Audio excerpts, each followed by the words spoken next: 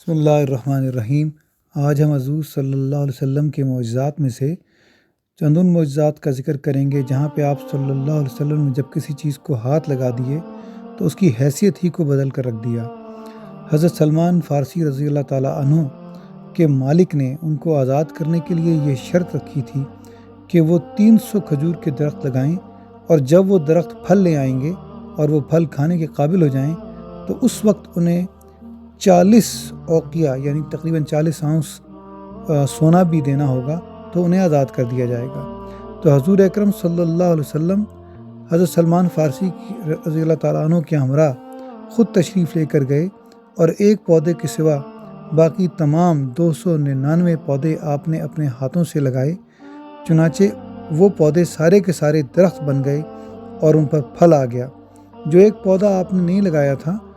وہ درخت نہیں بنا تھا، اس کو بھی آپ نے اکھاڑ کر دوبارہ جب اپنے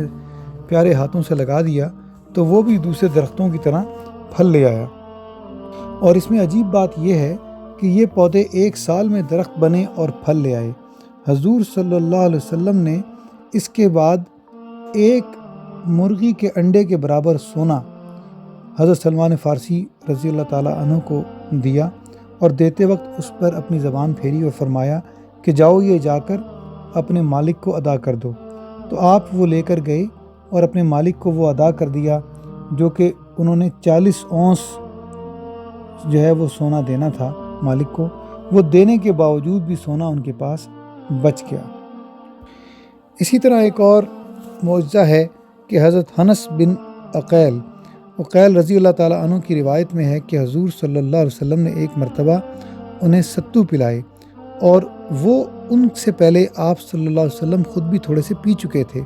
تو اس کے پینے کے بعد حضرت انس بن عقیل کہتے ہیں کہ ان کی حالت یہ ہو گئی کہ جب انہیں بھوک لگنی چاہیے اس وقت بھی ان کو ایسا لگتا تھا کہ ان کا پیٹ بھرا ہوا ہے، اور جب کہ ان کو پیاس لگنی چاہیے تو اس وقت بھی ان کو ایسا لگتا تھا کہ انہیں پیاس نہیں لگ رہی، وہ سیراب ہیں۔ اور گرمی کے وقت انہیں گرمی نہیں لگتی تھی، اور سردی میں بھی ان کو سردی ایسی لگتی تھی جو تنگ نہ کرنے والی ہو۔ اسی طرح حضرت قتادہ بن نعمان رضی اللہ تعالیٰ عنہ کو حضور صلی اللہ علیہ وسلم نے ایک کھجور کی شاخ عطا کی تھی کہ جب وہ رات کو اندھیرے میں نماز پڑھنے کے بعد بارش میں واپس اپنے گھر جا رہے تھے عشاء کی نماز پڑھنے کے بعد، تو آپ صلی اللہ علیہ وسلم نے فرمایا کہ یہ شاخ اپنے ساتھ لے جاؤ، یہ 10 ہاتھ تمہارے سے آگے اور 10 ہاتھ تمہارے سے پیچھے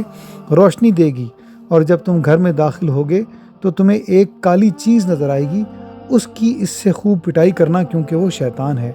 چنانچہ وہ چل پڑے اور شاخ اس وقت روشن ہو گئی، اس میں سے روشنی نکلنے لگی یہاں تک کہ وہ اپنے گھر پہنچ گئے۔ جب وہ گھر پہنچے اور گھر میں داخل ہوئے تو انہوں نے ایک سیاہ یا کالے رنگ کی چیز کو دیکھا، تو اس کو اس شاخ سے انہوں نے خوب مارا یہاں تک کہ وہ نکل کے بھاگ گئی۔ اسی طرح غزوہ بدر میں حضرت عکاشہ رضی اللہ تعالیٰ عنہ کو حضور صلی اللہ علیہ وسلم نے ایک لکڑی دے دی اور فرمایا کہ اس کے ساتھ جہاد کرو۔ وہ لکڑی ان کے ہاتھ میں ایک تلوار بن گئی جو بہت چمکدار، مضبوط اور زبردست کاٹنے والی تھی۔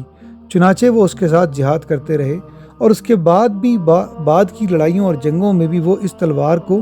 استعمال کرتے رہے اور اس سے لڑتے رہے، یہاں تک کہ حضرت صدیق اکبر رضی اللہ تعالیٰ عنہ کے دور میں مرتدین سے، جنہوں نے اسلام سے جو نکل گئے تھے، ان سے جہاد کرتے ہوئے وہ خود شہید ہو گئے۔ اس تلوار کا نام انہوں نے اون یعنی مدد رکھا ہوا تھا۔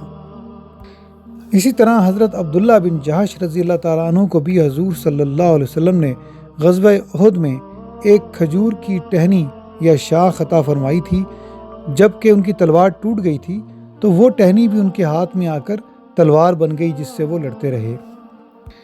اسی طرح آپ صلی اللہ علیہ وسلم کی برکت سے یہ ہوتا تھا کہ دودھ بڑھ جاتا تھا، اور جو جانور دودھ نہ دینے کے قابل رہ جاتے تھے، آپ صلی اللہ علیہ وسلم کی موجودگی کی وجہ سے وہ بھی دودھ دینے لگتے تھے۔ اس طرح کے بہت سارے واقعات ہیں جس میں ام معبد اور معاویہ بن ثور کی بکریاں، حضرت انس رضی اللہ تعالیٰ عنہ کی بکری اور حضرت حلیمہ سعدیہ رضی اللہ تعالیٰ عنہ کی بکریاں اور ان کی پتلی اونٹنی، اور حضرت عبداللہ بن مسعود رضی اللہ تعالیٰ عنہ کی بکری،